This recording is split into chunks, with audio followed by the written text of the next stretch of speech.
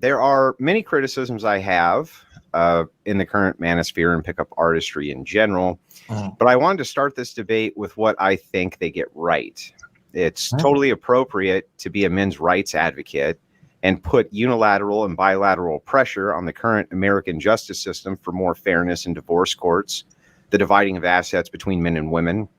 Also fair to criticize the fact that there's things like men spending more time behind bars than women for the exact same crimes, not to mention the kind of general societal pass that female sex predators get.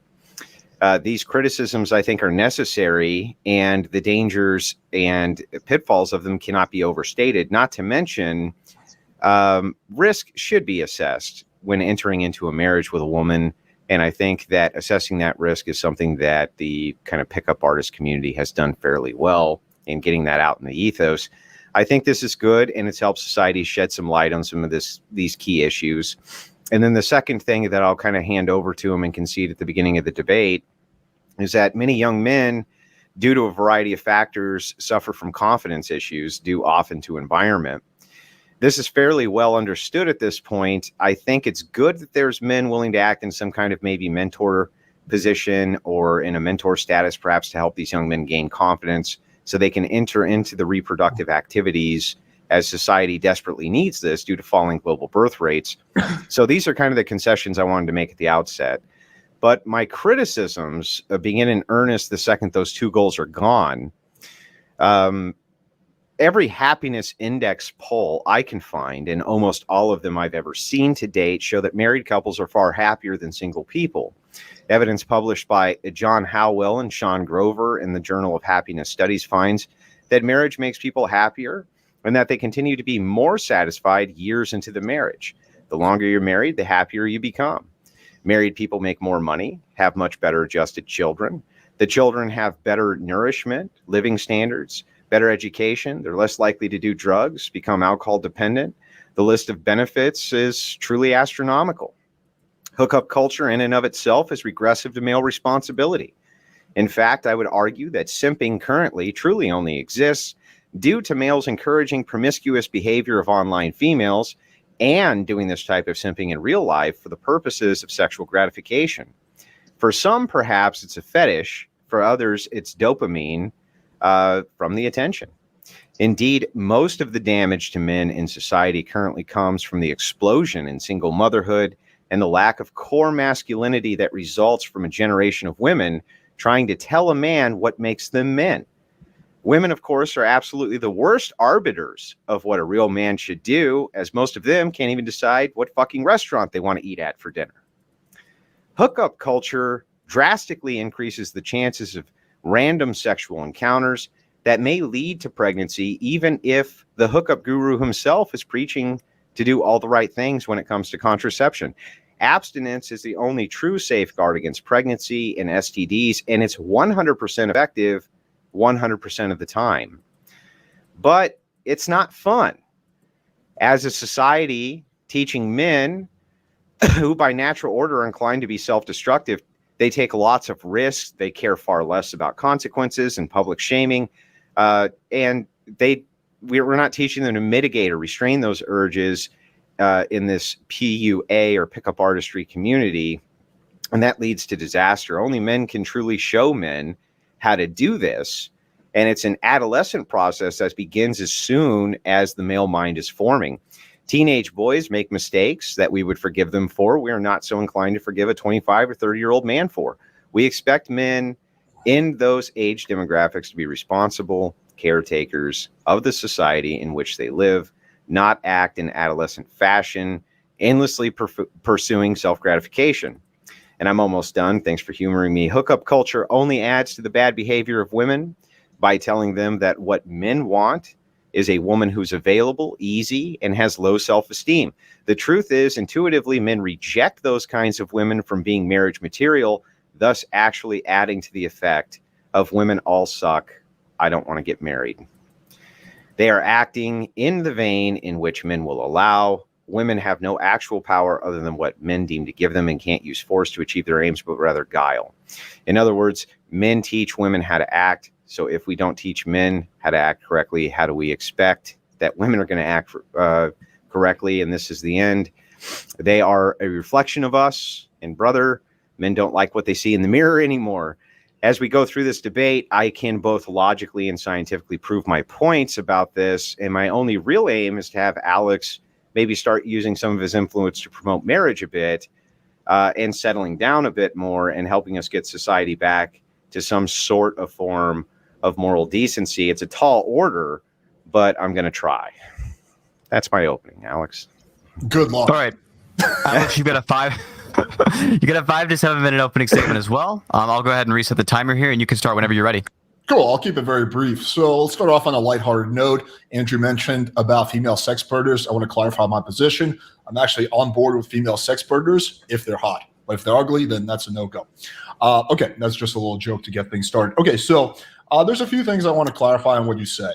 You're talking about marriage, and I agree. Some people do better when they're married, and some people are not. Marriage is not for everyone. My parents being a prime example. My parents, when they were married, they were miserable. They're both single now, and they're not single. They're separated, and they have their own partners. Neither one of them is married, and they're both like 100 times happier, right? So there's a lot of people who become a lot happier once they're separated, right? And some people do better when they're married, right? So I don't think marriage is the solution for everyone. Some people, like me, I don't think are designed to be married, right? Because I don't think monogamy is something that every guy can do. That's the first thing. Second thing, simping. Simping exists because of men either having low self-esteem or desperation.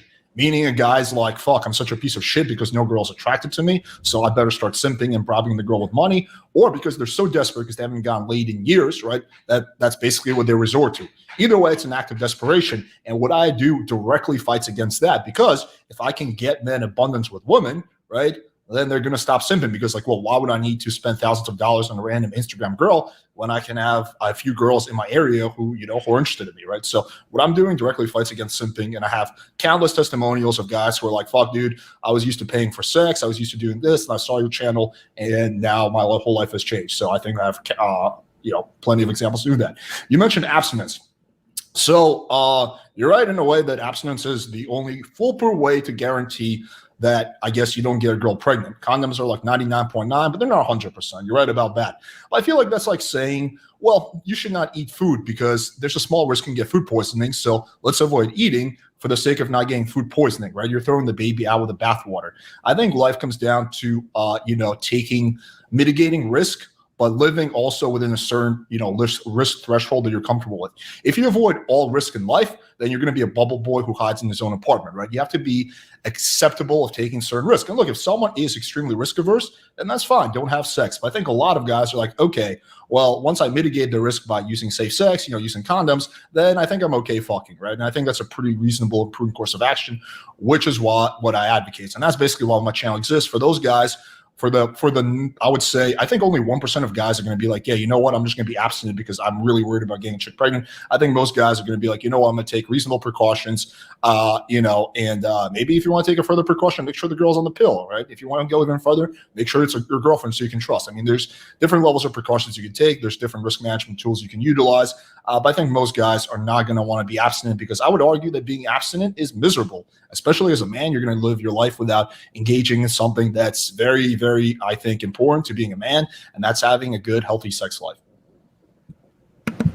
Perfect. All right. If you two want to start cross-examination, whichever one of you wants to open up first. Yeah, I'd like to. So, Alex, a lot of the things you say are just totally contradictions, and they don't make any sense. For instance, you said, your parents were married and they were absolutely miserable. I mean, well, that's nice, but they can get married again, right? They don't have to be married to the person that they're miserable with.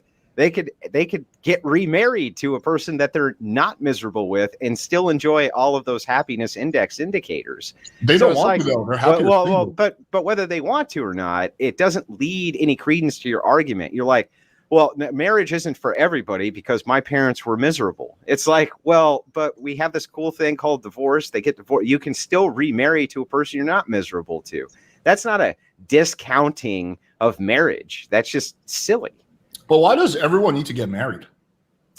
Well, I already gave you all of the indexes, and it's not that everybody needs to get married. See, even that is kind of a hyper fallacy, right? I'm not saying everybody needs to get married. I'm just saying that on the general, for almost every male who gets married, the happiness levels drastically increase. And we do need to have stable family units for the purposes of rearing the next generation. If you want to keep on, the tradition of pickup artistry to, the next generation to help people with confidence or whatever, don't you want them to grow up in the most stable environment possible with the greatest amount of happiness, least amount of disease, least amount of drug addiction? Isn't that the best thing we can do for kids?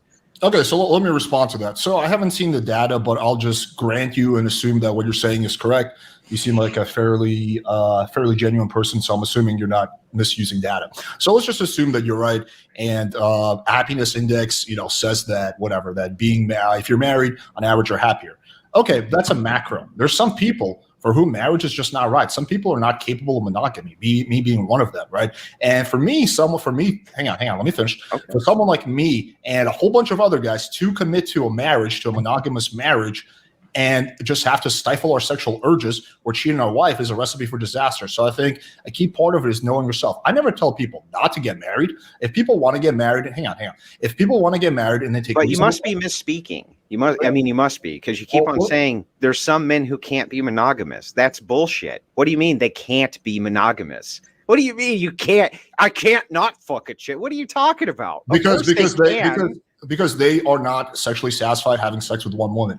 Well, that's not a can't statement, though. You're saying there's men who can't be monogamous. Why can't they be monogamous? Well, that's like forcing a gay guy to have sex with a woman. Like, that's not going to work. How is it force? Because how are you forcing anybody to do anything? They have urges to have sex with other women. For some men, right, they're more or less capable of monogamy. They can be sexually satisfied with their wife.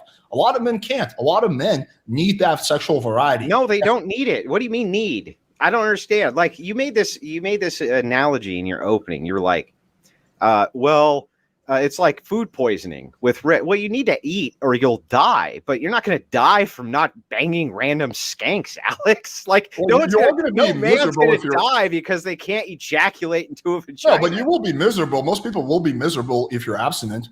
I mean, I think that's pretty clear. Yeah, but it seems if we're looking at the miserable versus happiness index, they're the most happy when they're monogamous and not having sex with tons of skanks.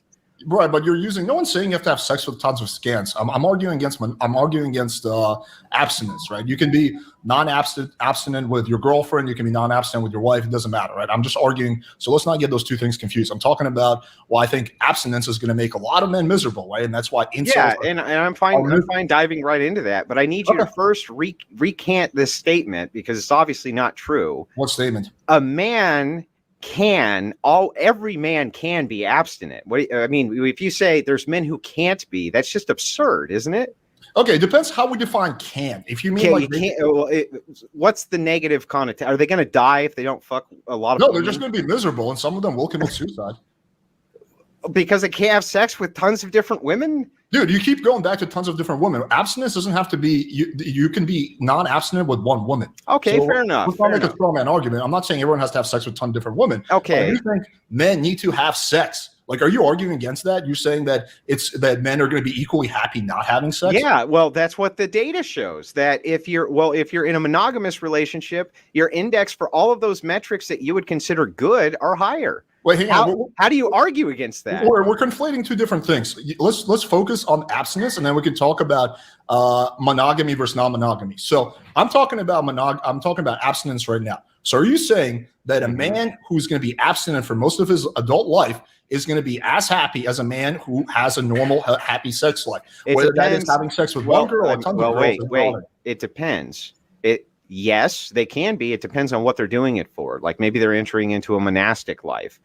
Maybe they're the most happy if they're abstinent. However, I still think when I say abstinence, we're talking about saving yourself for marriage, right? Saving yourself for marriage.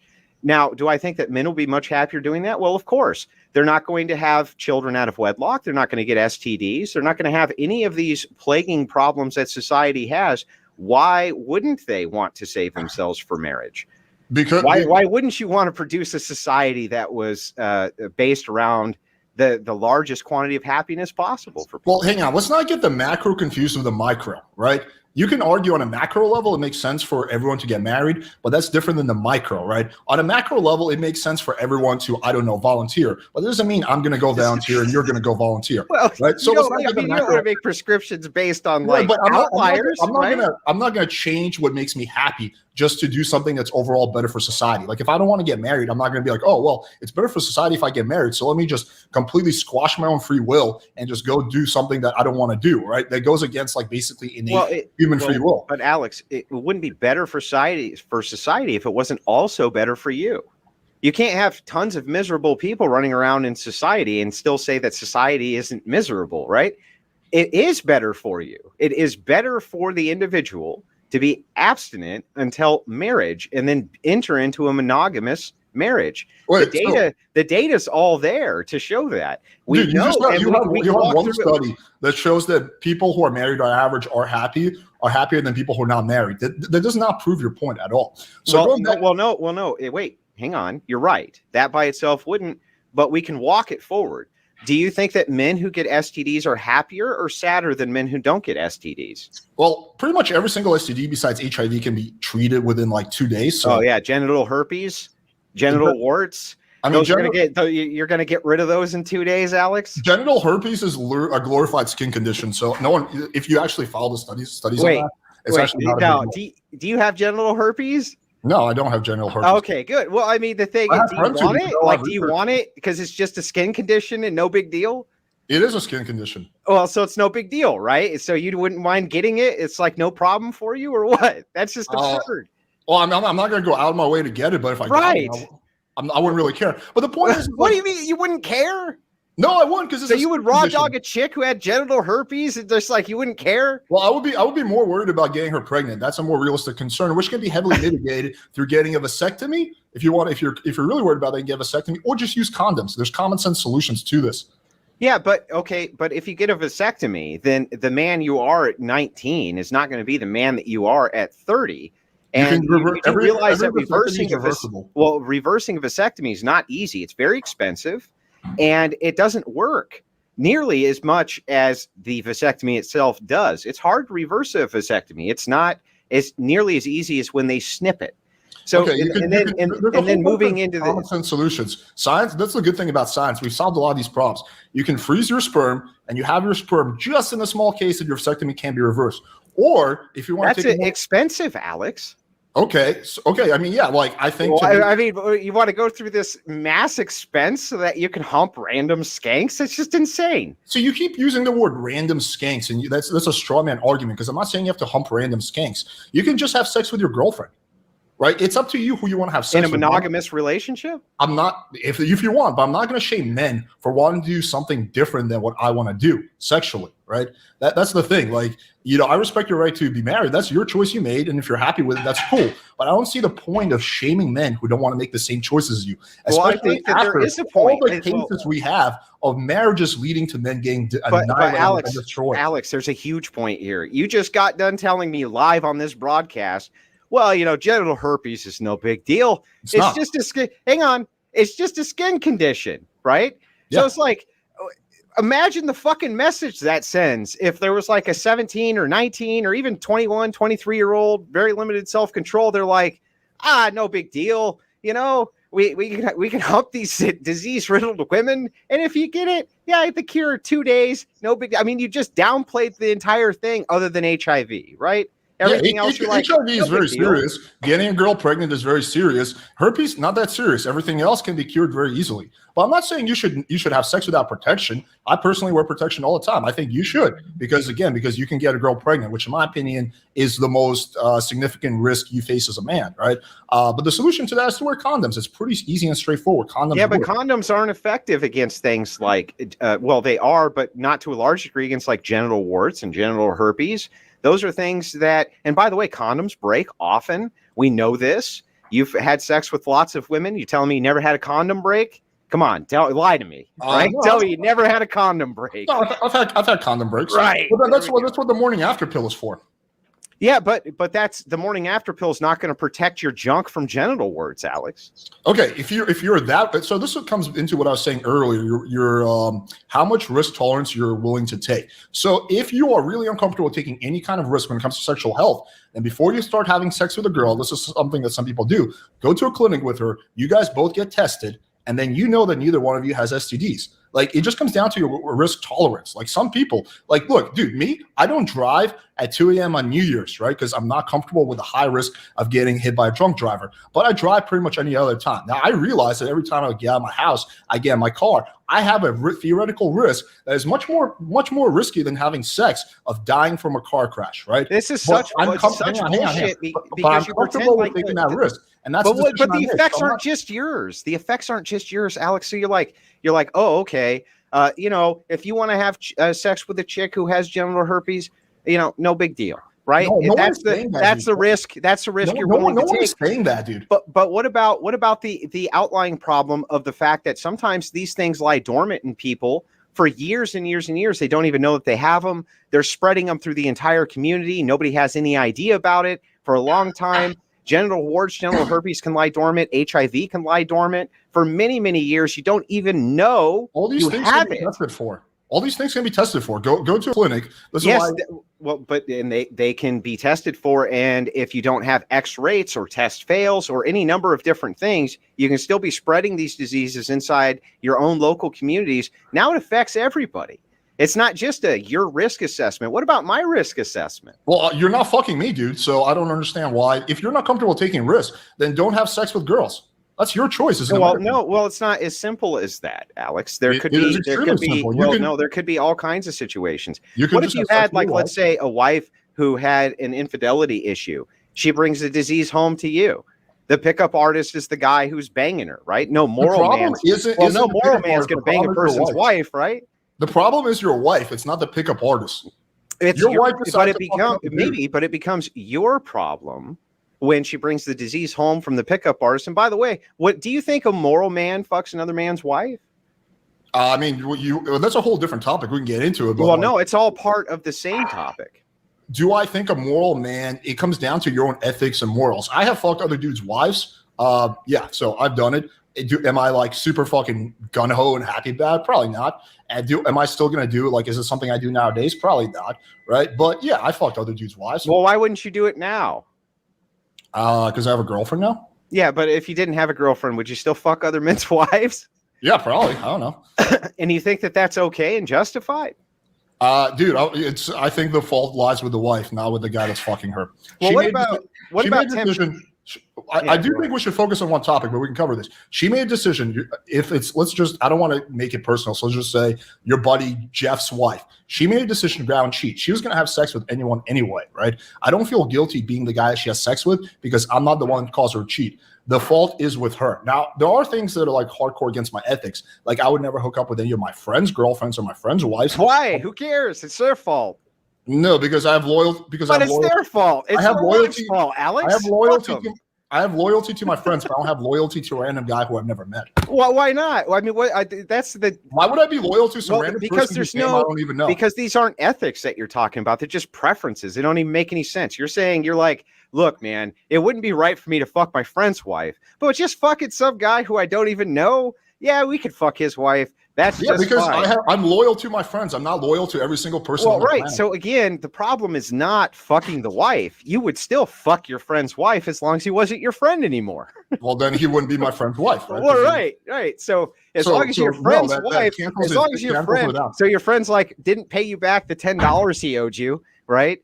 Then he's not your friend anymore. His wife's fair game, right? You can fuck his wife all day. Clearly not, dude. Clearly, I'm not going to fuck my friends' wives if they didn't pay me $10. Look, I'm not telling other guys to go out there and fuck married people's wives, right? Like, that's just something that I'm personally okay with, but I understand how people would not be okay with it. But returning to the initial thing that we were discussing, I think this kind of like shaming language for guys who like want to have a normal, healthy sex life is actually like not doing society any favors. Like, just shaming men and this fear mongering of like, oh, but what about this? What about that? Yes, for every single thing in life, there's a theoretical risk, right? Condoms are not 100%. They're only 99%. Theoretical risk, huh? There's a theoretical risk. It's just theory But that STDs are rampant. Right? Okay, dude. Let's make sure that just really quick. Let's make sure both people have a chance to respond and make arguments here. Okay, if you one with a girl you're gonna have sex with, you guys both go together, get tested, combine that with condoms, and you guys are only having sex with each other, the risk is close to zero, right? At that point, you're pretty monogamy. Safe. At that, yeah, but you don't have to. That's monogamy, Alex. Yeah, but you don't have to marry her, dude. You don't have to marry her. But here's the thing. You know what common law marriage is, right? Common law marriage only kicks in like 8 states, and it's only if you live together for like 5 years. Oh, right. But there's a reason for that, right? They're saying it's to encourage monogamy. What all the things that you're saying right now are things that to mitigate the massive risk of what you tell people to do is actually encouraging monogamous relationships. No, it's not. We're saying on our side is we're taking I don't shame them into doing what I want them to do because of my own values. That's exactly. Well, wait. Why not? Why wouldn't you shame a person into doing what you wanted them to do? Why would that be problematic or in any way unethical, Alex? Why wouldn't you shame? Would you? So wait, hang on. I'll give it back. My lifestyle choices on my audience. No, that's bullshit. So you wouldn't shame a man into not giving somebody HIV if they had HIV? Would you shame them? Would I shame? Yeah, I mean, like, I think that's okay. Well, then you can shame people into doing all kinds of behaviors. I don't have videos on my channel talking about like, oh, if you have HIV, don't have sex. Like, I try not to inflict my ethics and my personal preference on other people. I have clients who want to be 100% monogamous. They want to get a girlfriend and maybe even get married one day. I have clients who want to have a lot of sex, right? Yeah, and you also have clients who want to fuck everything with 2 knees, right? Sure, yeah, I have some of those too. That's their choice. So what we're focusing on is the consistent ethics of this thing, and this is insane to me. You're like, but it just seems like you're kind of like you decide to get married, and now like you're trying to backwards rationalize it by saying that everyone else has to get married. You made a choice, and it seems like you're happy with it. I'm happy for you, but not everyone has to do what you did. Just like not everyone has to do what I did. So first of all, we already granted exemptions for lots of people, saying that marriage may not be for every single individual depending on circumstance. Okay. Hang on. I can concede that that's true, okay. Just not the circumstances in which you say it's okay. That's where the point of contention is. Okay. So let's go over this again, right? I advocate that having promiscuous sex is going to lead to societal STDs, a whole lot of children born out of wedlock, creating terrible results for the children, okay? And also, it's going to bring down the collective happiness of society, and I can scientifically prove that this is true. Okay. What you say as a way to mitigate those factors is enter into a monogamous relationship, which is exactly what the Christian right would say. Okay. So your argument is that no one should have sex until they're married, right? I think that it's the most preferable outcome for all of society. Yes. Okay. So that's your argument. No one should have sex until they're married. Well, and if they do, they should at least be inside of a monogamous relationship. Well, I think there's a difference between having sex with your girlfriend, between not having sex outside of, I don't know, being in a relationship, and not having sex outside of marriage. Not having sex outside of a relationship, while it's something I would probably disagree with, I think is a much more reasonable argument. But arguing that people have to get married before they have sex is insanity. Wait a second. Hang on. What is marriage to you other than a commitment? Marriage is when you get a wedding. When you have a wedding, well, it's a commitment, right? I mean, we all know what marriage is. It's when you are legally married. Like there's but what it really is a commitment to a single person for the rest of your life, right? With that legally binding contract with the state. Let's just say there was no legal binding contract. But that's not how it is. It is. Well, no. It is how it is. You can have non-state sanctioned marriages. There are very, very few people even know how to do that. Most marriages. Okay, maybe so, but you can. What I'm saying is that what is marriage other than a long-term singular commitment to one woman, so that you can avoid these horrific pitfalls that come with having a promiscuous lifestyle. Well, from your secular worldview, I can't imagine how you could possibly argue that wouldn't be preferable for all young men coming into their own. First of all, just because you're married doesn't mean you're protected against all the risk. Your wife can still, as you mentioned, go and cheat on you, have sex with another guy. Well, then she's stepping out of monogamy. Right, but theoretically, if they were all staying monogamous, would these issues go bye-bye? But that's not how it works. Most marriages end because of cheating and whatnot, right? So cheating happens all the time. We can't like pretend like it doesn't happen. Like we live in this idealistic world where as soon as you get married, like you have the girl locked down. Husbands cheat, wives cheat, probably wives cheat a little bit more. Okay, that's the first thing, right? The second thing is that I agree with that, by the way. Okay, so it's not a foolproof protection. The second issue that you have with marriage is that if you decide to separate, as a man, especially if you're a successful man, you decide to separate. You decide that, let's say your girl steps out on you, right? And you decide, okay, well, I want to end the relationship. Yeah, we already covered that, though. In courts, and you're going to lose half of your assets. Yeah, right? we already covered that, Alex. Right. So I already said. Hang on. I already legally binding contract with the government. One more time, Alex. I already said, yes, it's appropriate for the manosphere to point out the fact that marriage inside the courts has been terrifically bad for men. And the one point of credit I give to you guys is that should have a light shown on it, and there should be more fairness in the courts. And guess what? There is more fairness now in the courts when it comes to divorce than there ever has been. But that shouldn't lead you away from getting married. Why wouldn't you want to train the women in society that what you expect is behavior from women is for them to be faithful, to love their husbands, and to rear your children properly, instead of training them to be third-rank horse skanks, two-bit course skanks that you can just plow whenever you feel like, just cum dumpsters. Okay, let's look at it from micro perspective. Now, I know that 80% as a man, right? Let's assume as a young man, I know that 80% of divorces are initiated by women, right? I know that over 50% of marriages end in divorce. And I have a business that I'm working on. Why? Especially since you acknowledge all the issues, why would I want to take that risk, right? Why would I take that risk with my money, my life, for the sake of what? For slightly improving. Wait, Alex, what risk? You're going to make more money if you're married. That's what the averages show. You're going to make more money if you're married. You're going to be happier if you're married. You're going to have children. Your happiness is going to increase even from that. Your risk is actually, hang on, your risk is staying single and being promiscuous. That's where the most risk comes in. You utilize self-destructive behavior. You're going to drink more. You're going to do all the drugs more. You're going to do everything more that you shouldn't be doing. That's going to be self-destructive. That's what the science shows. Okay. Do you acknowledge that 50% of marriages end in divorce? Oh, yeah. Okay. So that means you have a 1 in 2 chance. What about the second marriage, Alex? What about the second marriage? Well, it doesn't matter. You're going to get fucked financially. Oh, no, it matters. It matters. Hang on. Let me get my point across. Okay. There's a 1 in 2 chance that your wife is going to leave you, right, when you get married and take half of your money. Mm-hmm. Why would you want to take a gamble with half of your assets? Well, let's look at that, because that statistic, it's a little bit flawed on your end, right? So first and foremost, marrying college-educated women is going to drastically increase that chance, right? But you know how you have the most decreased chance of having a wife who divorces you or leaves you is if she's a Christian. If you marry a Christian woman, your chances of divorce drastically decrease. So, the thing is that you can mitigate the risk in marriage just by looking at who's the most likely to be divorced. You have no leg to stand on.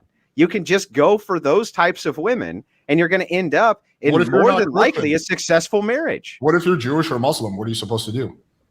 Again, you can't look at the 225 million self-identified Christians in the United States, which is the overwhelming majority of society, and point to outliers and they can still, by the way, mitigate risk. Can Muslims not marry Christian women? Can they not do that? It just rarely happens. Okay, let me semi-grant you your point. Let's assume you are open to being Christian, which is a whole thing in of itself, and you decide to marry this Christian woman. What is the risk? Give me the statistic. What percentage of Christian women? 25%? How much does the risk decline? I'm sorry. Can you repeat the question for me? What is the statistic on Christian women divorcing? Does it go from 50? I don't know. I would have to pull it up. I don't have the data right. Let's just assume it cuts the risk in half. I think that's a pretty reasonable assumption. That still puts you in 25%. That means there's a 1 in 4 chance that you will lose half your money. What's the risk of contracting an STD per partner? Well, why can't you just have one girlfriend, just have sex with her, but not marry her? Well, again, so you're preaching monogamy, which is exactly the message of the Christian right is monogamy. I'm just saying, if you're really worried about getting an STD, If that's your number one concern, then just be no, it's not my number one concern. Well, okay, that's an ultimate like straw man. It's just one of many concerns, and every time you try to make an argument for why promiscuity is good, you always just go back to be monogamous. See, that's every single time. See, you see, this is where you're getting confused. I'm not arguing promiscuity is good. I think it's morally neutral. It's like arguing that pasta is good, right? Well, whether it's morally neutral or not, let's just assume for a second it's morally neutral. The outcome is better. No, I don't think so. I think. Well, then how are you going to argue with science? Okay. Let's take a look at this. Condoms are 99% effective, right? Well, something like that. So if they're used correctly. Okay. You can just fucking use them correct. So okay. You just use them correctly. Mister has had them burst on him. I guess you always use them correctly, right? I do use them correctly. Unless they break, then you're dude. I'm kind of an outlier in this because I've had sex with like hundreds and hundreds of girls. Most guys are not like me. Most guys are not having sex with like countless girls. Okay? But even if you had sex with one girl hundreds and hundreds of times and used condoms, you're still going to have one break, Alex. Okay, you can have one break. So there is one. So let's say you have sex with her 100 times. So every time it's a 1% chance. Okay, so you might get one break. I think that's probably safer, especially if this girl's on birth control. And if she does break in, you can have her take the morning after birth pill. Control is not 100% effective either. The morning after pill is pretty effective. I think but we're not just talking about terminating a pregnancy. The morning after pill is not effective to getting rid of the STD you got the night before. Okay, we're talking about STDs or pregnancies right now. We're both.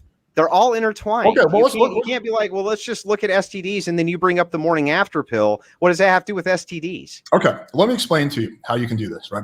Okay. If you get married to this mythical Christian woman, right, you have a 1 in 4 chance of. Whoa! What do you mean mythical? Well, because I think a lot of the women that you think are good Christian women are actually massive sluts who just pretend like they're Christian. Okay, but do you think that women who self-identify as being Christian women are more likely to be sluts than tatted up sluts who say I'm a slut? Probably not. Probably not. I just don't. Not. I just don't think your community is as pure as you think it is. That's what I'm saying. I didn't say it. Whoa! Where did I ever assert that the Christian community is pure? Right. You didn't say it. I'm just pointing that out. I just want to point it out to you that your community is not nearly as pure as you think it is. That's my wait. I never asserted it was pure. Okay. All I'm giving you is scientific data. That's it. The scientific data says that if you're a Christian in a Christian couple in a monogamous marriage, your chance of divorce drastically decrease, Alex. That's it. Okay. So let's say that there's a 1 in 4 chance that your whatever Christian wife leaves you and takes half of your assets, right? If you have you and your girl get tested before having sex, right, and you find out you both don't have STDs, you combine that with condoms, and if the condom breaks, you use a morning after pill, your odds of getting her pregnant and of getting STDs are insanely low. I would much rather take that. Whoa. That's not true. I think I'd much rather take that chance than risk losing half of my assets. Whoa, wait, back up, because I don't believe you. What do you mean the chances of your condom breaking, and then her getting the morning after pill are going to drastically reduce the chances of you getting an STD? That doesn't even make sense on its face, Alex. No, I'm talking about I'm talking about STDs and pregnancy. So you guys are both going to get STD tested before you start having sex. Right. In addition to that, you're also going to use condoms. In addition to that, if the condom breaks, she's going to take the morning after pill. That prevents you against STDs and pregnancy. Do you think that the person who's going to get an STD test with a woman and then is going to sleep with her at using condoms and making sure that they're having safe sex is a person who's invested in that relationship and is likely not entering into a one-night stand scenario, but entering into something that's more akin to monogamy?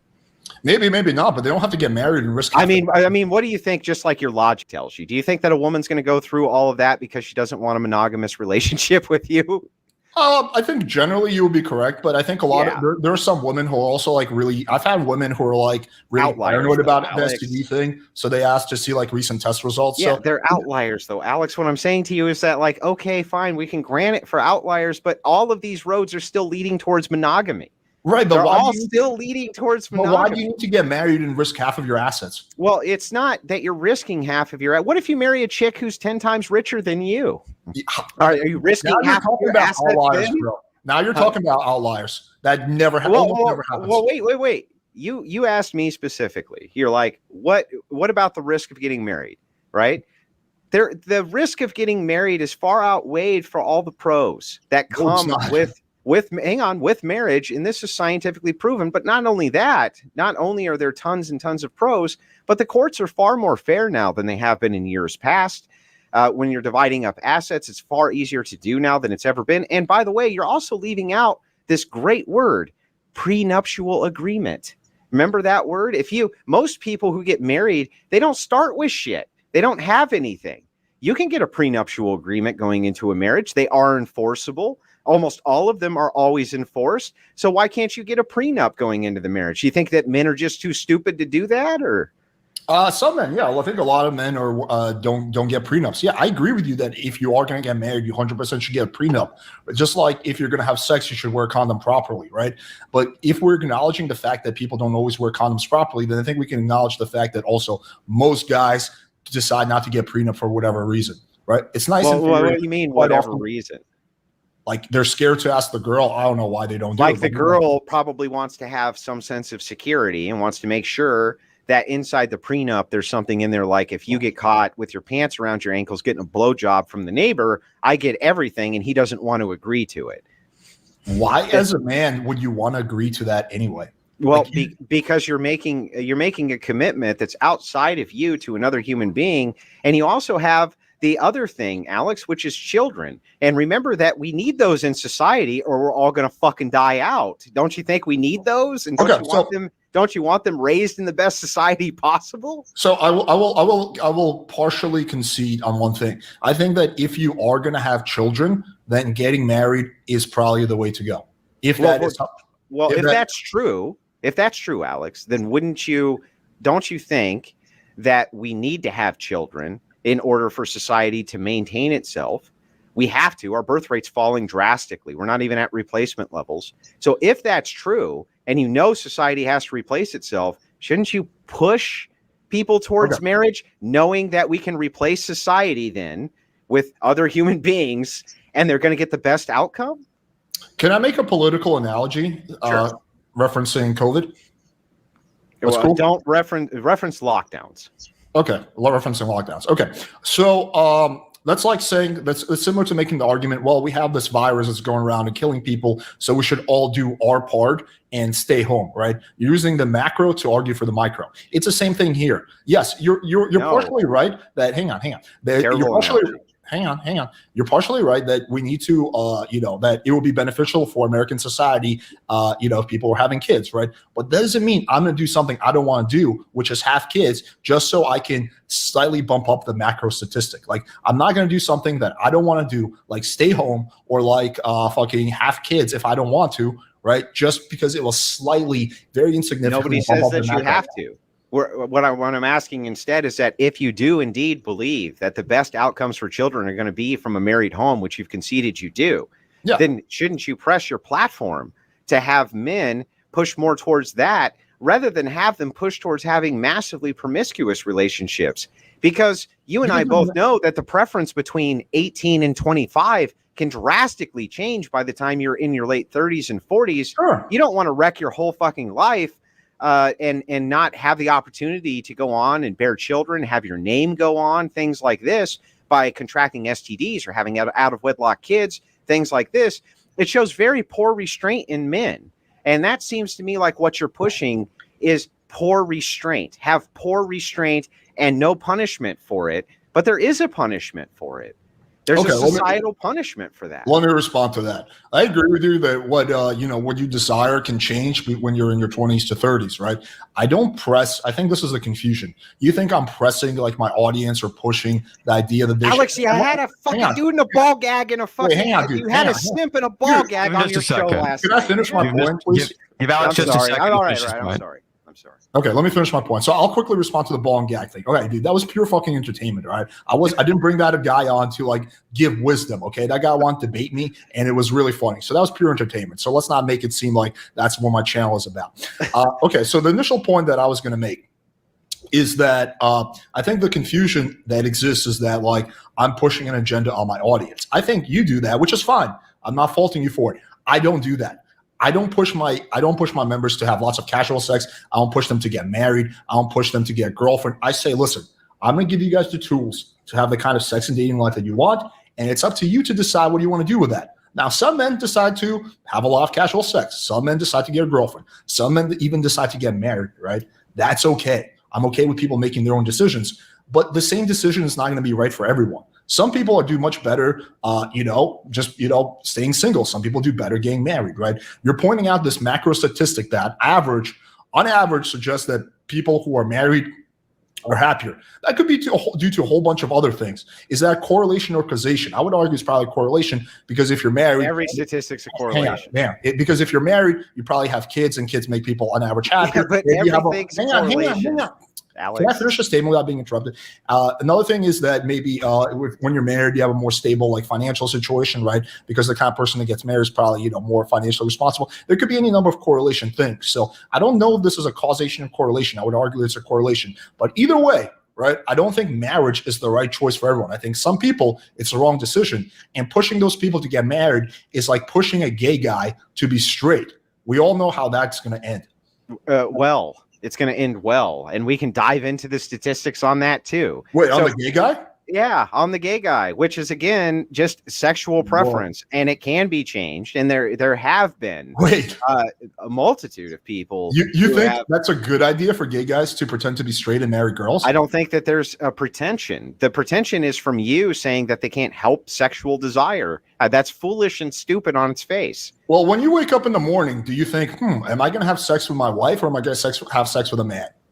Do you think that that's what gay guys wake up in the morning doing? No, that's the point I'm trying to make. Well, then your point is flawed and makes no sense. So maybe you can restate your point in a way that actually makes sense. If straight men aren't waking up thinking that, why would I assume gay men are waking up thinking that? What are you talking about? That's the point I'm trying to make. You're proving. Yeah, but it would work in reverse. So they would wake up thinking the same thing, just in reverse, but they're not. I'm trying. Hang on. Let me explain this. I'm trying to explain. Maybe I didn't word it perfectly. I'm trying to explain that for straight people, we don't choose to be straight. It's just what we are. It's the same thing for gay people. How do you know we don't choose to be straight, Alex? Because I don't choose to be straight. How do you know that? Because I've never once thought about having sex with a guy. But you have all kinds of environmental factors that could produce that outcome that you're not even aware of. Okay, so are you arguing that being gay is a choice? Of course. This blows my mind. So why would it blow your mind? Why don't you? How about this? Before we even go any further on that, I'll just blow it out of the water right now. Alex, you will be absolutely unable to produce, and I'll give you as much time as you need to Google, any study anywhere that shows that being a homosexual is genetic and that you have to be a homosexual if you have some preference towards sex with males. Okay. You won't find it. There is no genetic correlation. There never has been. There is no gay gene. It's just made up. Okay. We don't need a study to point out the obvious. Wait. It's not so obvious because I don't agree with you. Okay. So for you, being straight is a choice? I think that you can persistently create environmental factors to the extent that you can break a person's brain where they would switch sexual preferences, yes. But for you, is it a choice to be straight? Well, I don't even understand what that means. So if you were to ask me, if you're asking me right now in your current state, right, could you choose to have sex with a man? Even then you could choose it, whether you could do it or not. I have no idea. I don't think any straight man could do it. But what my rebuttal to this is that environmental factors and environmental pressures, but let's just say you were tortured or something like this, as was explored in the movie Clockwork Orange, where they took a violent person and they absolutely were able to use the environment in order to get rid of all of his predisposition towards violence, right? People thought it couldn't be done. And the exploratory to that is that environmental factors have a huge play in this. And you can note this by noting how much the LGBTQ population has increased over the last 20 years as the environment has become more friendly to it. Of course, the environmental factors are huge, Alex. Okay. Let me kind of break this down a little bit more. So you chose to smoke a cigarette. You chose to wear the shirt you're wearing. You chose the microphone you're using. You did not choose to be a man. You did not choose your hair color, right? Now that I might have chosen my hair color. But unless you got your hair colored or dyed, you did not. Right. So I might have chosen my hair color. Right, but come on, okay. Just to grant the argument, yes, I could not have chosen to have been born a male. You're correct. Okay. So is your sexuality like your shirt, or is it like the fact that you were born male for you? That doesn't follow. I'm not trying to dodge the question. I just wonder if you can make it coherent so that I can answer it. What part is confusing? Well, so you say, for instance, you presuppose and load the question. You're like, what you're getting at is, can you choose your sexuality, right? Uh-huh. And what I'm telling you is, I think that you can based on environmental factors, yes. And I think that this has been proven time and time again, which is why we have no gay gene, but we have plenty of LGBTQ people, even though LGBTQ people don't breed, Alex. So it's not genetically hereditary. So it has to be a massive environmental factor that's included with the LGBTQ lifestyle. So I don't know what else to tell you about Could you choose to change your sexuality and make yourself attracted to men? I don't know that again, I don't think that that's coherent. I think the answer for me is no. I don't think that could be chosen, but right. There we go. I think that if there was sufficient environmental factors like fucking electric shock therapy and different things like this in order to push the brain or push the environment that way, it's possible with everybody. Okay, let's take extreme torture aside. Under normal life circumstances, you're saying you don't think you could choose to be gay, correct? That's correct. But I'm a 38-year-old male, okay, who was raised without those environmental pressures. You're not an anomaly. Every single straight guy cannot choose to be gay. No, you're wrong, Alex, and you don't know what the hell you're talking about. So you think when does the environmental pressure start? When you're an adult, Alex? I don't think to answer your question, I don't think there's, aside from maybe some extreme torture that will like completely I don't think there's environmental factors. I can prove it, bro. I can prove it to you. Ready? I can prove it to you. Would you not agree with me that there are these things called transsexuals, and these are people who act as though they're homosexual or in part of the LGBTQ community, but they really aren't. They're actually really just straight people who are kind of LARPing. I don't know much about trans people, honestly, dude. So no, not trans. Trend sexuals, not transsexuals. Trend sexuals, meaning it's become trendy to act as though you're gay. No, not where I live. It has. Well, I mean, how do you account for the drastic increase over the last 20 years in LGBTQ people, Alex? Even though their parents can't breed. Can you explain that to me? I can explain that very simply. Without environmental factors, go ahead. Let me explain that, because there used to be a massive social stigma against being gay. So all the people were hiding in the closet. Now they're not hiding in the closet. So I don't think we have there's been an increase in gay people. I just think there's been an increase. Well, you have a problem with that argument. You have a huge problem with that argument, Alex, which is that it doesn't prove out to be one-to-one. As social stigma has dropped and we have polling data on this, guess what we find? It is true that there's an increase, but it never could account for something akin to 60% of Zoomers identifying as being 60% of Zoomers are not gay. Right, that's my point, Alex. Well, I don't understand your point. Well, it's not 60%, but I mean, it's a really high percentage of Zoomers who claim to be part of the LGBTQ community or something like this. Yeah, that's right. I'm sorry. It wasn't 60, 70% in some cases by some polls who identify that way. You don't actually believe that they're gay, right? There must be a trend there. I think I will partially concede. I think there might be with social justice warriors, which is becoming more common. I think they might identify with the community for the sake of kindred spirit. I don't think that actually means they're acting gay. And do you think that they could be pressured as wanting to be inside of that community into sex acts, Alex, because of the environmental factors of wanting to keep up the trend and being included in these groups? I don't think any straight guy's going to have sex with a dude just to fit in. You don't, huh? No. Okay. So what about bisexuals, Alex? What about them? Well, so they can have sex with men and women, right? Yep.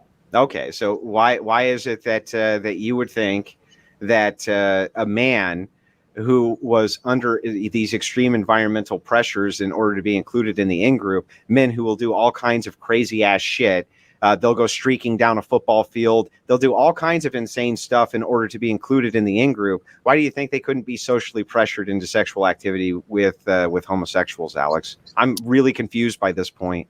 Because it's an extremely big ask.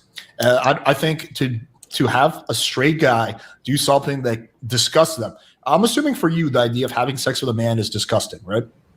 Regardless of if it is, I need you to answer to my point. I'm about to. I'm making a point. So I think that you're not going to get someone to do something they find disgusting for the sake of fitting in. Are you fucking crazy? People eat bugs online. Yeah, dude, that's and they puke everywhere, and then they're paid and they eat the puke. What do you mean they won't do something disgusting? Wait, no, stop. You have got to retract that statement that you don't think people will do disgusting things in order to feel like they fit in with the in-group. The examples of this are endless, Alex. Okay. I will rephrase that. I think the vast majority of straight guys are not going to have gay sex for the sake of fitting in. Well, we're not saying that they will. It doesn't need to be the vast majority. All we need to do is point out that, yes, environmental factors are a cause for homosexual behavior. And you basically just conceded that they are, because everything that you move towards is an environmental factor and social pressuring for the in-group. And when we look at the things that you bring up, like these are common arguments, by the way, right? Don't you think it's disgusting? So you would never do it if it's disgusting. Well, that's absurd. People do disgusting things all the time in order to fit in with different groups, or because of peer pressure, or for any number of different reasons. That argument just falls flat, Alex. No, dude, I think there's a big difference between eating something that's a little gross and getting fucked in the ass. I don't think I didn't say that there's no difference. What I'm saying, though, is that I can see where, environmental factors can pressure people into doing all types of horrific, disgusting acts they wouldn't normally do. You say that that's disgusting, right? I get it. I think it's disgusting too. But there are men who have been paid money to drink Epicac, vomit up what they just ate, and then lick it up off of the ground, and they do that for money. Okay? That's really fucking disgusting. Okay, but and sometimes they're just socially pressured into doing disgusting things. They don't even care, you know what I mean? Because they're 16 and they took it on a dare. Like, you can't, I don't even know how you could possibly make the argument. Sorry. Before you respond, Alex, we have about 12 minutes left on the clock. When was it exactly that you had to go? 10:30. So we got 40 minutes. All right, nice. Okay. By the way, real quick, I don't mean to cut in, Alex. I just want to tell everybody, get your ass over, subscribe to Alex. You'll find him at Playing with Fire. He's been a good sport on the Crucible. He's come on for a couple of debates now. And also make sure you get over to Sense Channel. He always is a good sport about coming on and moderating, and he yells at me as consistently as anybody. So that's always based, right? Anyways. Yeah, no, for sure. You guys definitely have good moderation. So for sure. And I appreciate the shout out. Okay, so yeah, so I think again, I'm going to restate my point. I think the vast majority of straight men are not going to have gay sex for the sake of social pressure. Could you maybe find one exception of a guy who was so weak-willed and who was so insecure that he engaged in one gay act because he was ultra pressured into it? Yeah, potentially. But I think that's an extreme exception to the rule. I think the vast majority of straight guys are not going to do that, which goes back to the point I was saying earlier about gay being a choice, or whether it's like, so you're arguing that, what, that it's like something, it's a choice that you make? Stop, back up. Because you've just conceded your entire argument, which is that environmental pressures must affect this outcome as to whether a person's sexual preference is oriented heterosexual or homosexual. And you need to concede that has got to be true by your own logic, Alex. When did I concede that, or when did I? Because you just got done telling me that you can envision environmental pressures turning a person homosexual. No. or making them engage in homosexual acts of their own free volition. Yeah, did you hear what the other part I said? I said once in a blue moon, there could be this one-off exception. Then you have to concede that there are environmental pressures that you think would allow a person who's a heterosexual to engage in homosexual behavior, Alex. Okay, I will concede this, that there are environmental factors that could once in a blue moon take a really weak-willed person, which is like not a child. I don't fucking know, dude. But anyway, could take a weak-willed person and make them engage in behavior that is not natural to them. However, I think the vast majority of straight guys are not going to engage in gay behavior because of environmental pressure. Do you agree with that? Yes, I agree that the majority of straight adults would never do that. However, this brings us to the most critical factor, which is when your mind is developing, when you're a small child, right? Would you say that the environmental factors leaning you towards LGBTQ, such as maybe that being present in your cartoon shows or any number of different environmental pressures in school with acceptance and things like this, might have a overwhelming result on a child's psyche, as a child is not equipped to make those types of decisions, are they? I don't really think it's going to play nearly as much of a role as you think it is. I think that most people are either born gay or born straight. Give me the proof, bro. Okay, give me the proof of the opposite. I already did. I already told you that there's no genetic factor whatsoever anybody's ever found, and so what we're left with is a null is not proof. Well, wait. We're left with environment. We know that your behavior is at least 50% environment and 50% genetic, right? But you can concede that, right? That but human behaviors. That the vast majority of straight guys are not going to engage in gay behavior due to environmental pressure, right? Of adults, but when you said the men that you thought would be incredibly weak-willed, right? Kind of mush-brained men. I agree. But a child is weak-willed. The child is mush-brained. So if they're indoctrinated from a young age, why would you think that they wouldn't grow up thinking that is what they're supposed to do? These are environmental pressures and factors that lean hard, right? They lean hard, and that could influence your sexuality. No, because in fact, I can prove this because stigma, if you want to reduce stigma against homosexuality, how would you do it? The same exact way, right? You would use environmental pressures to reduce stigma so that people could come out as being gay. That's how you would do it. I'm saying the environmental pressures would also affect your sexual behavior. Yeah, I think you're born gay or you're born straight. I can see the fact proof. Dude, just because they haven't identified the gay gene doesn't mean that's not the case. Well, I mean, they sure have have been looking for a long time, Alex. You think they're ever gonna? Dude, there's a whole bunch of things that science hasn't been able to find yet, right? That they find every year. So just because they haven't found the gay gene doesn't mean that it doesn't exist, right? Even okay, but right now we can agree it does not, right? So using our scientific brains, we disagree using our scientific brains, we have to go with what we got. And since we don't got a gay gene, what do we got? What do we got to explain a non-hereditary behavior, Alex? What? Give me one thing we have to explain a non-hereditary, non-genetic behavior other than environment. I'm all ears. But you just concede the fact that most straight guys would not engage in gay acts. That has nothing to do with my argument. It won't even affect it one iota. But okay. So anytime you want to explain to me, anytime, Alex, you want to explain to me a non-genetic, non-hereditary factor for why a person is homosexual other than environment, I can't wait to hear it. Okay, dude, I'm telling you that I think it is genetic. I just don't think they found the gene yet. That's what I'm getting. Well, it's genetic, but there's no evidence of it being genetic, is what you're saying. Yes, just because they haven't found the gene yet doesn't mean it doesn't exist. Yeah, but we do know that environmental factors have to play a huge role in a person's sexuality, including the environmental factor of just pornography, which rewires the brain, right? I really don't think environmental factors play nearly as much as you think they do. I think that they play. I think that you're downplaying environmental factors significantly. For instance, if you had no shelter, okay, and a rainstorm was coming in, would you build the shelter or fuck your girlfriend? If there was a rainstorm that was coming in, I would probably go inside my luxury penthouse. No. If you had no shelter and a rainstorm was coming in, would you build the shelter or fuck your girlfriend? Build the shelter and fuck my girlfriend. Okay, build your shelter and then fuck your girlfriend. So that's environmental factors affecting how you would display your sexuality. right there. Easy, simple way But to explain. that's such a false analogy. No, That's no, no. If there was a rainstorm coming, It's not an analogy. It's a hypothetical. Dude, First of all, there's no analogy. I didn't make anything analogous. I asked what you would do within a hypothetical. No, dude, all I'm doing is I'm delaying a normal sex act for me. I'm not doing something that goes against my nature for the act. I'm not saying you are. Because of environmental factors. All I'm trying to do is demonstrate for you how environment affects behavior. Right? In a very simplistic way, just to get you on the train of thought to understand when you say, I don't think environment affects behavior nearly as much as you do. I think it affects it far more than you could ever imagine.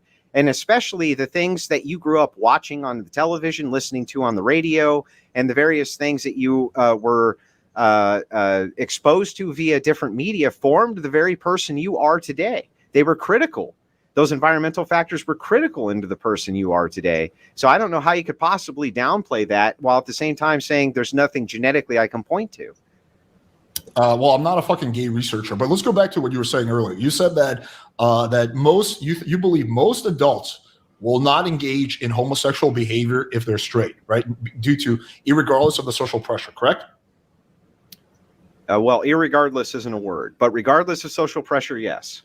Okay, because it's not natural for them, right?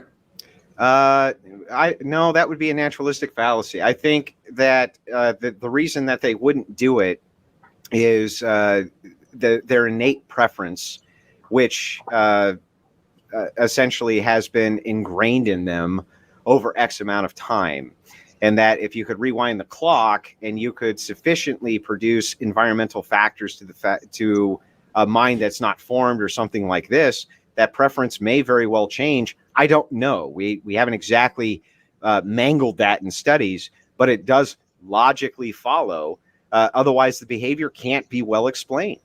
Okay, so they have innate preferences at this point. So why do you think that if the reverse isn't true, that you can take a gay guy whose already innate preferences are formed and make him straight?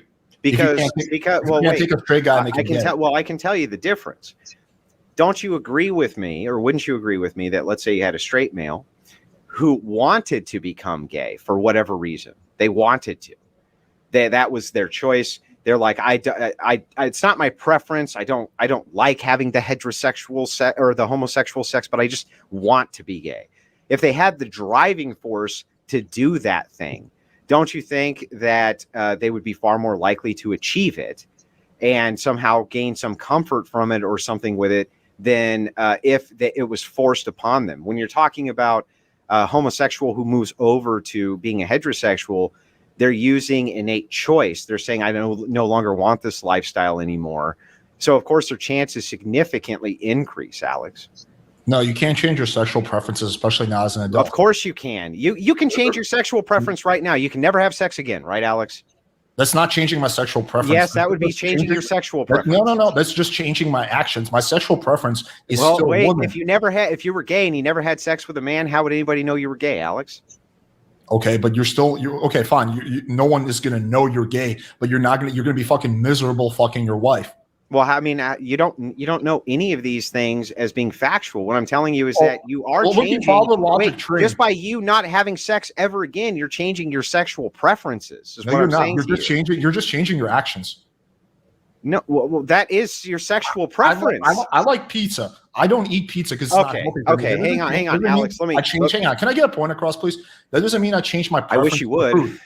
That doesn't mean I changed my preference for food. So, just following the same logic, do you think that, for example, if we take you and we say, Andrew, you have to be gay now. You can never fuck your wife again. You have to fuck dudes. Do you think you can learn to like it after a period of time? No, I don't. But again, this has nothing to do with my overarching point of a person makes a choice to change behavior. They're going to be far more likely to engage in that behavior based on the choice. So, for instance, Alex, there's men who have engaged in anal sex with women and men who don't, right?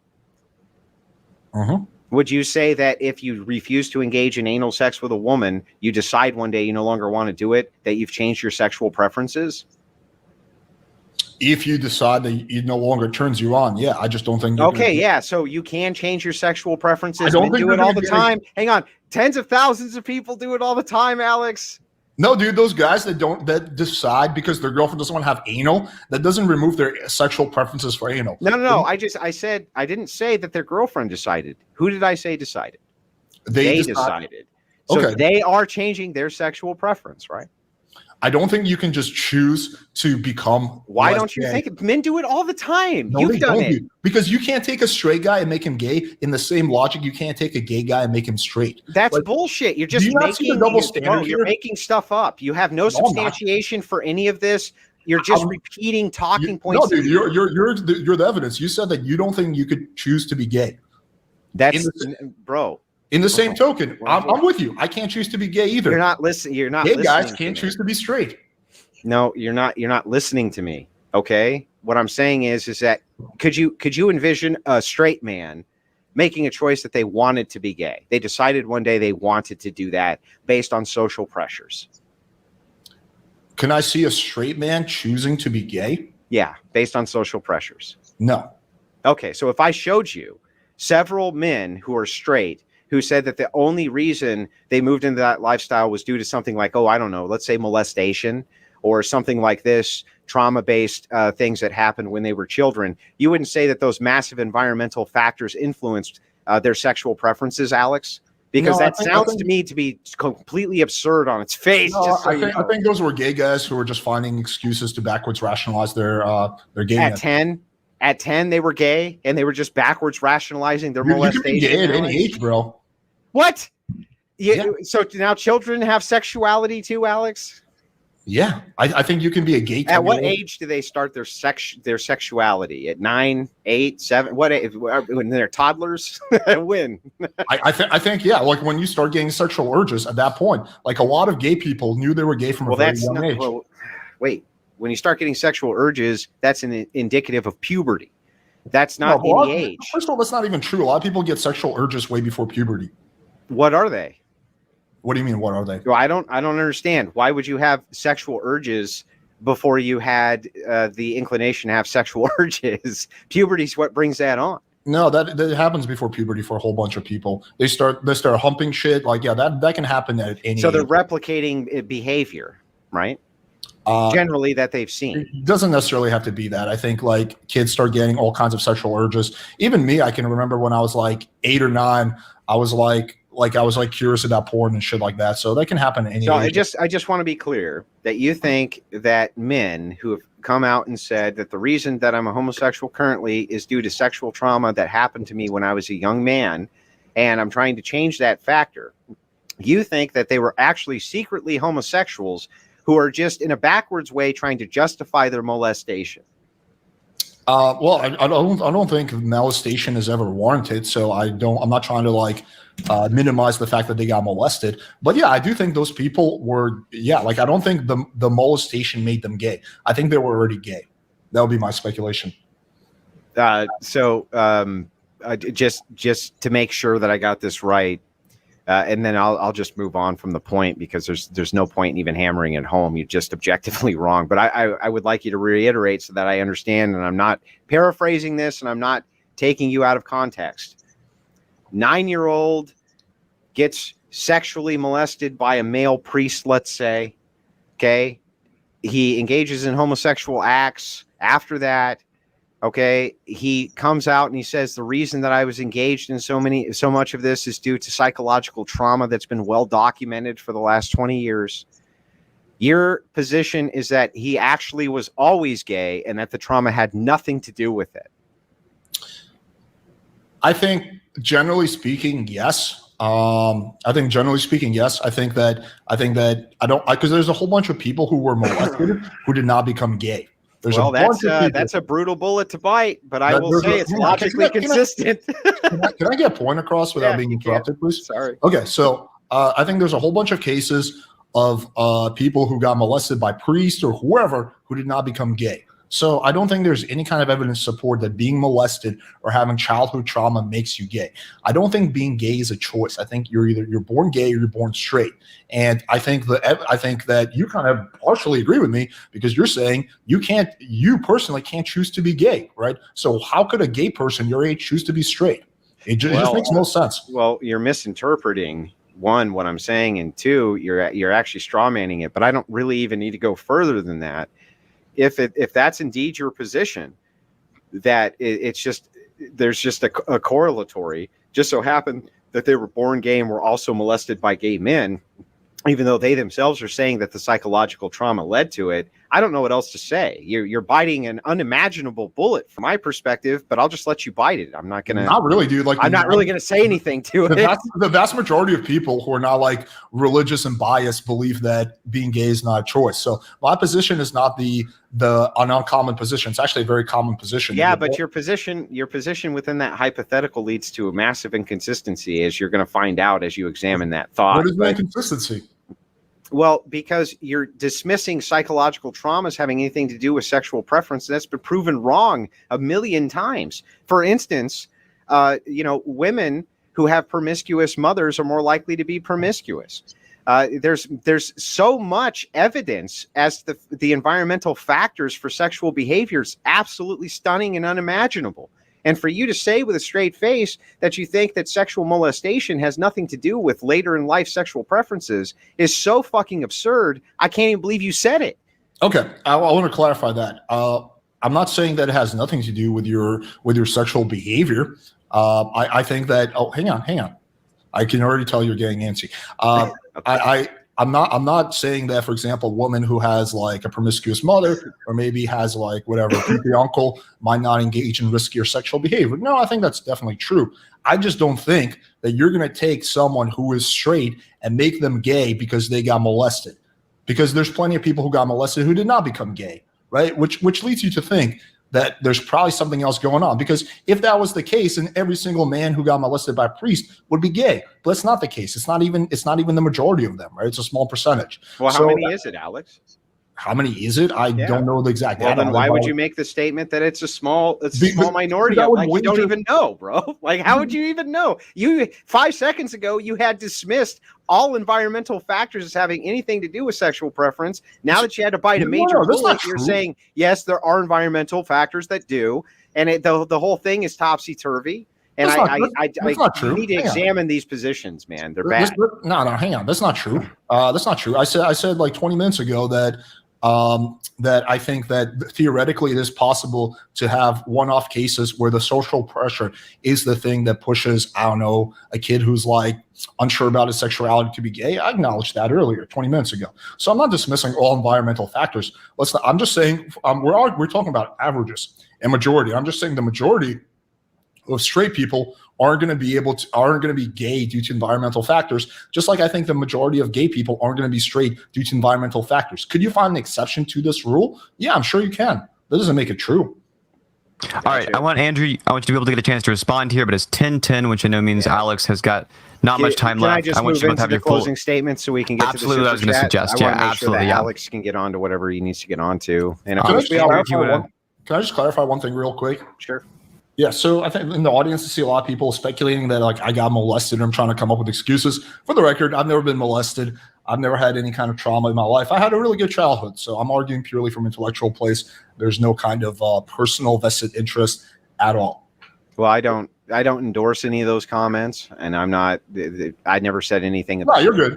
You're good. So, just to move into my closing statement, I'll give, of course, Alex the last word.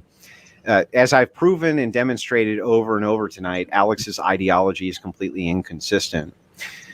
He's bitten some of the worst logical bullets I could ever think of, including saying that he thinks things like early lifehood, childhood molestation, and things like this don't affect long-term sexual preferences, which is just absurd. Not only is it unfounded scientifically, but it's actually unfounded logically. Of course, the things that you experience when you're young, otherwise things like spanking and things like this would have no effect whatsoever. And of course they do. All of these things breed environmental factors which can lead to all kinds of different sexual preferences. He thinks that because I'm willing to concede that a 40-year-old man is very, very, very unlikely to go ahead and change their relationship with the opposite sex or the same sex when it comes to having sexual intercourse, that somehow that makes him consistent, but it does not. It's just pointing out more of these environmental factors, which we can see, we can actually graph them out. So it's just absurd on its face. When we got into pickup culture, he also, every argument he had led back to monogamy every single time. Almost every single time we could touch on any subject that led back to monogamy. His ideology makes no sense from my perspective. I understand what he's trying to do, and I gave him the two big ones, right? It's good that you're helping men with confidence. I think that they need that for reproductive purposes. And I also think that it's really good, to push young men in that direction. But that doesn't mean you push them into non-monogamous relationships. And anytime I brought up these different factors of massive risk that apply to the general population, he ended up conceding that his answer to all of these is a monogamous relationship. Everything from STDs to condom use to everything across the board. He even agrees with me about what's happening inside the marriage system. He agrees with me on almost everything. It's just that the prescription's different, and I feel like my logic's far more consistent, and it makes a lot more sense. I appreciate your time tonight, Alex. I appreciate you coming on the Crucible. I don't get a chance to have as many of these debates as I used to, so it's always fun for me to engage with somebody. So I appreciate that. Cool. My turn? Yeah, absolutely. Yeah. Cool. Okay. A few things. I think there's been a lot of straw man arguments made against my position. Let's start off because we discussed two things, and they're fairly separate. We discussed gayness, and we discussed relationships and hookup culture. So let's start off with the gayness thing. I've said multiple times I can foresee circumstances once in a blue moon where environmental factor plays a role. So I'm not completely saying that environmental factors play no role, right? No, of course not. The point I'm trying to make is I think for the vast majority of straight guys, environmental factors aren't going to make them gay. In the same token, I would argue that for the vast majority of gay guys, environmental factors aren't going to make them straight. And if you take a gay guy and you say, "Hey, man, you're gonna be straight, marry this girl," that's a recipe for disaster. You know, we saw what happened in the governor of New Jersey, who was pretending to be straight, and then he was having sex with his aide. Right? You can't really suppress sexuality. That usually leads to very disastrous consequences. So that's my argument there. Going back to the hookup culture, the word push has been used a lot, but I don't push any kind of ideology on my audience. I don't really care. Now, saying that my solution to all these problems was monogamy, that's not true either. I'm not saying that, I wasn't saying that, oh, the solution is monogamy. I was saying that if you're a guy I was talking about a circumstance, if you're a guy who's really, really, really worried about STDs and to you, condoms are still too risky, then the next level of protection is monogamy. But most guys are pretty satisfied with using condoms as a risk management tool, me being one of them. I don't need to be in a monogamous relationship to feel very certain that, I'm not going to get an STD because I use condoms, and condoms are pretty fucking good, right? But I was saying that if you are still not happy with that small risk that is left, then you can take it one step further, be in a monogamous relationship, and get STD tested with your girl. I think that's also a reasonable tool. However, that certainly does not mean you need to get married, which is, I would argue, is a much bigger risk for men than everything Andrew was arguing, right? If my choice was to get an STD with everything besides HIV or lose 50% of my assets, I think I would pick the former, right? Because, I do not want to fucking lose half of my money, half my assets. And this is something that happens all the time. And furthermore, I would say that what I see is a classic case of a man who, made a decision, which is fine, who is basically trying to get other people to make the same decision, which I'm not sure why. Like, I think people can have different situations, different decisions. And I don't think one is better than the other. I don't think being married is better than being single. In the same token, I don't think single is being better than being married.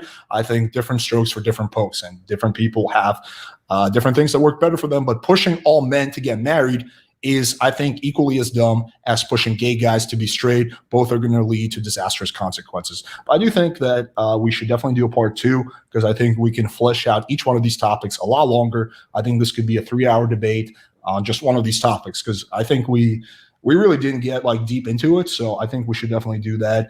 I will definitely happy to, Alex. I don't mean to cut in on your closing, but I'm just saying happy to. The Crucible always reciprocates for people who come on our show. We, of course, will always honor that and go on other people's show as well. Awesome. Yeah, let's definitely set it up. I think we can go a lot bigger, and we can even have Synth moderate if he's interested.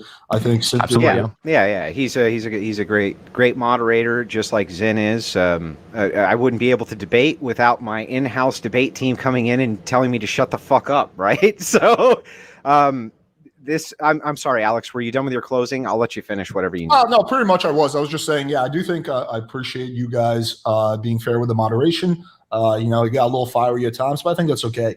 I still respect Andrew, the way he runs this organization. So yeah, even though this got a little contested, no hard feelings on my end.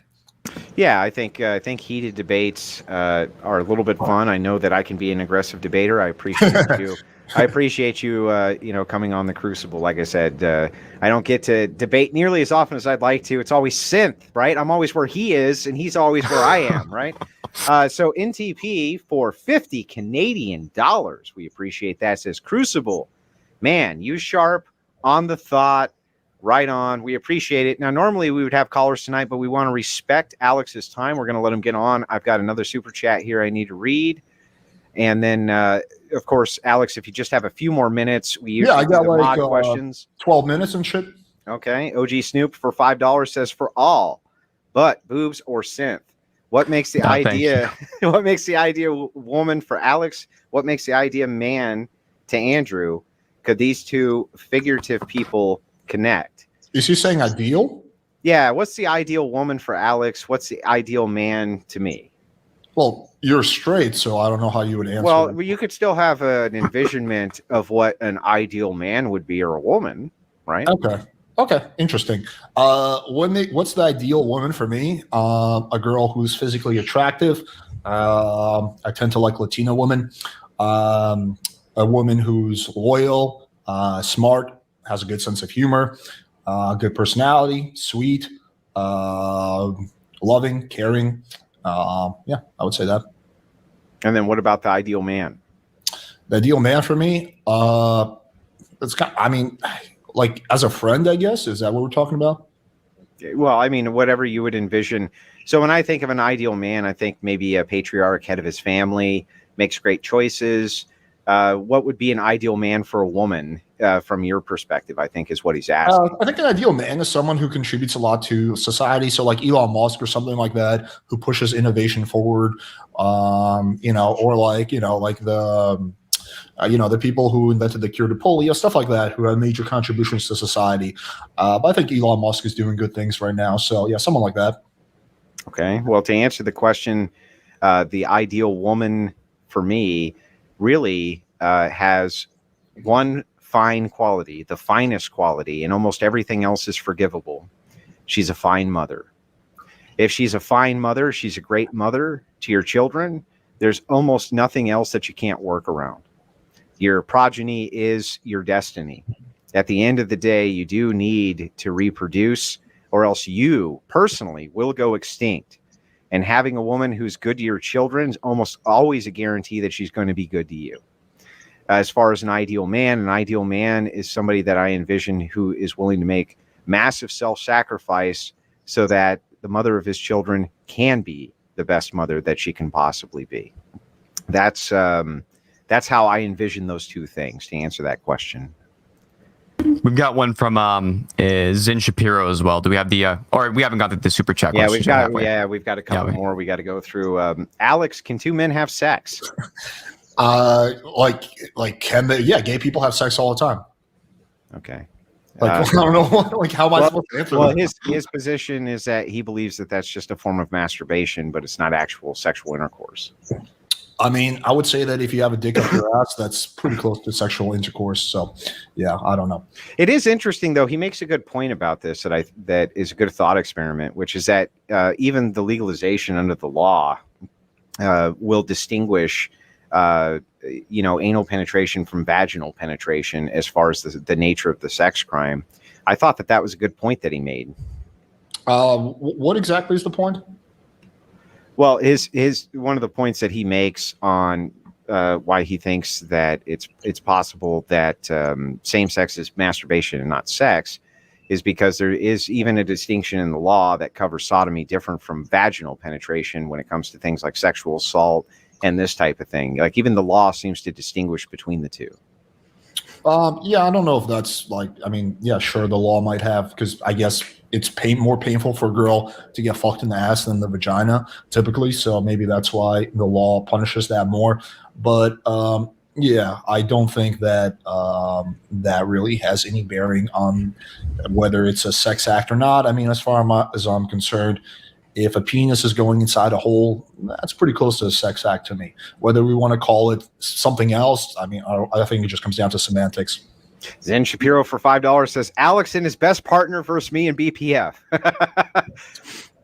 I think that would be a lot of fun. Yeah, we could do it. I've been trying to set it up. Zen, can you send me an email or a message? Yeah. Well, just so you know, Zen, I haven't had a chance to talk to you about this, but I do have Alex's phone number. If you're comfortable with that and calling, you're not going to have any problems on that front.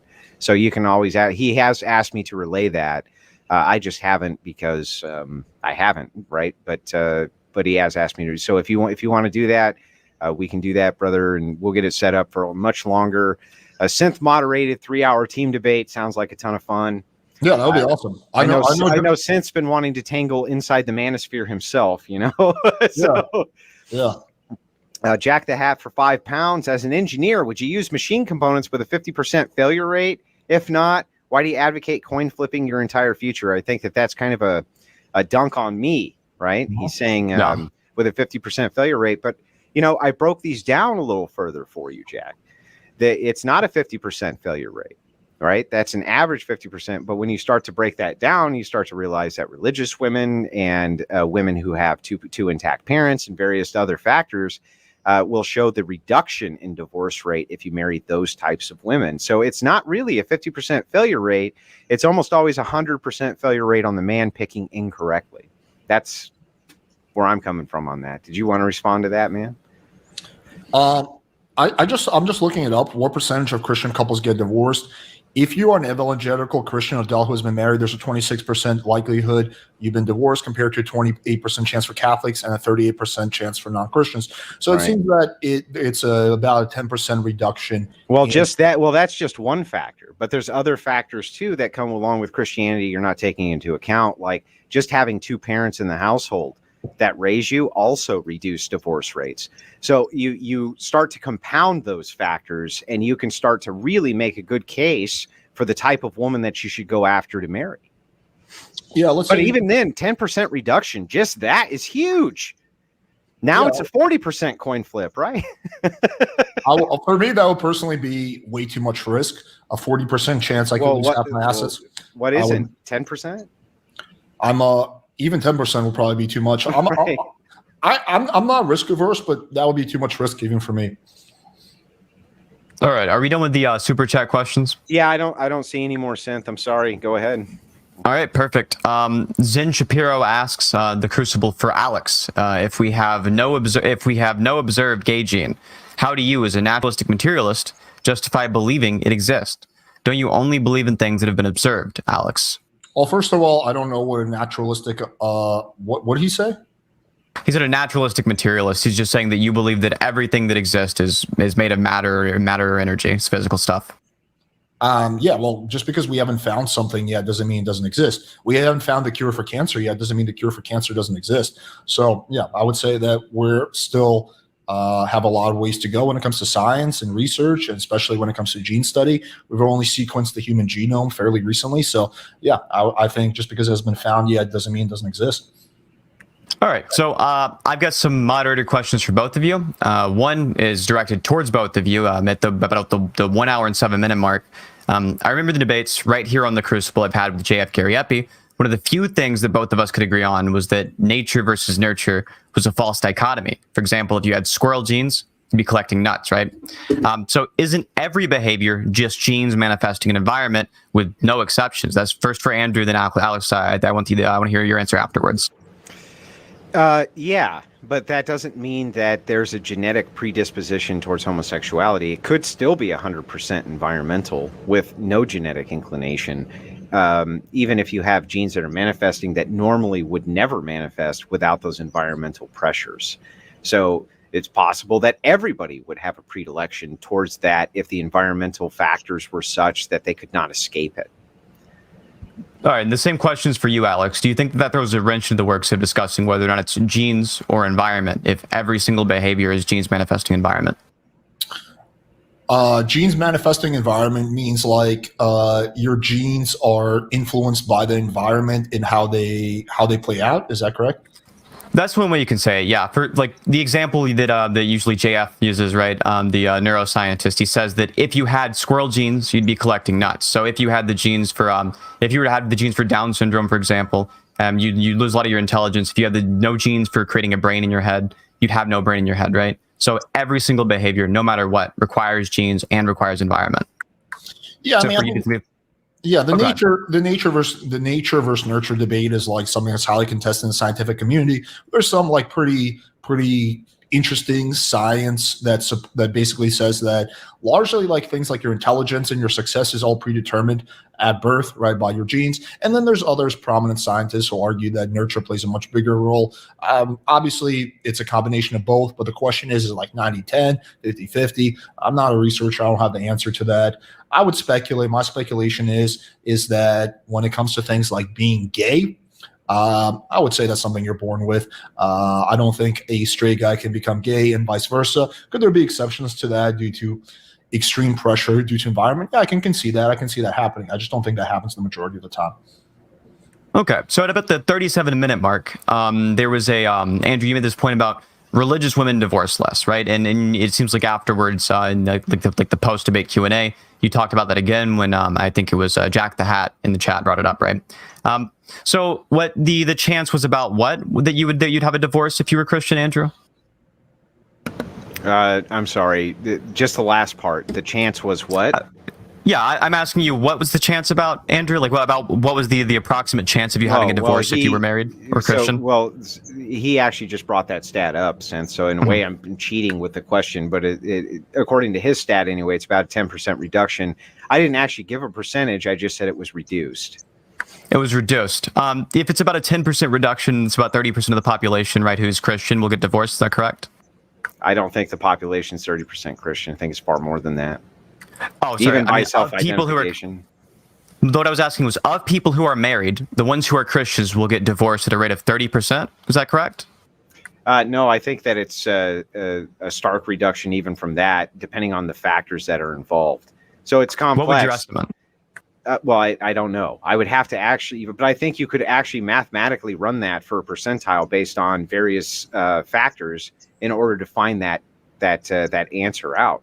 Not just religion, but if you're in a two-parent household, if they're wealthier versus poorer, there's all types of factors that I think that you can apply to this to come up with a way to mitigate risk substantially. But what I can say is that if you're non-religious woman who comes from a broken home and you get married to a guy, the chances are drastically higher. Or if you're college educated and a woman, the chances are drastically higher as well when you take a lot of those factors out. So would you say that it's probably at least upwards of 1 in 20? Do you think 1 in 20 is a fair number we can use just for a thought experiment? I don't know, but I think just for the purpose of this, we'll just yield it.